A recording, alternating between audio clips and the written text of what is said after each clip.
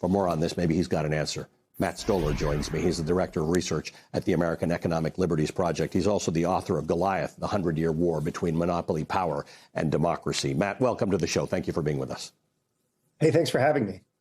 Matt, I'm beginning to think that this is one of those things that is going to start to dissolve around party lines, because a whole lot of people who validly supported Donald Trump because he said he would make things fairer for them understand what everybody else understands, that nothing has become fairer for the working person in America. Yeah, I think that's right. We have a billionaire crisis, and that's pretty obvious to everyone. And I think you hit it on the nail on the head when you talked about the Epstein class and brought that up, because the Epstein class really signifies, for the first time that I've ever seen, that the culture war that we've usually had between the left and the right, working people on both sides, is now actually tilted towards the billionaire class, because people are starting to realize that billionaires are seizing control of our politics, while life for ordinary Americans is getting harder. And billionaires are even ruining our industries. So this is a crisis, and it's something that I think people are now increasingly aware of. And look, I want to be clear. This has been going on for a long time, decades, not just a couple of years. But the 2017 tax cuts and last year's big, beautiful bill did things to accelerate this. It supercharged the billionaire class.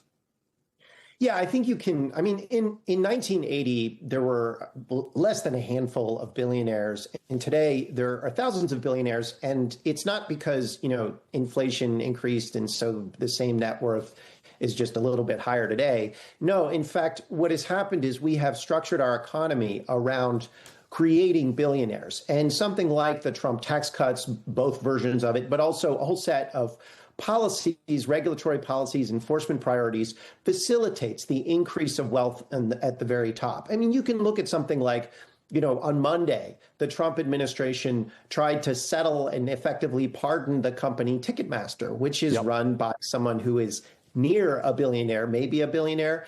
And when that happened, the stock popped by 7%. And the CEO, who is the largest shareholder, his net worth pretty dramatically increased. And a different example would be Paramount is now trying to buy Warner, and that is going to lead to huge layoffs. There's all sorts of political scandals about it. But the CEO of Warner Brothers, David Zaslav, is going to earn $500 to $600 million in the transaction and become a billionaire. So it's not just that, sad people are becoming wealthy and these policies help increase, their wealth. It's also that our jobs and our welfare is worsening precisely because our wealth is being stolen and appropriated by these extremely wealthy guys and the political leaders who are abetting them.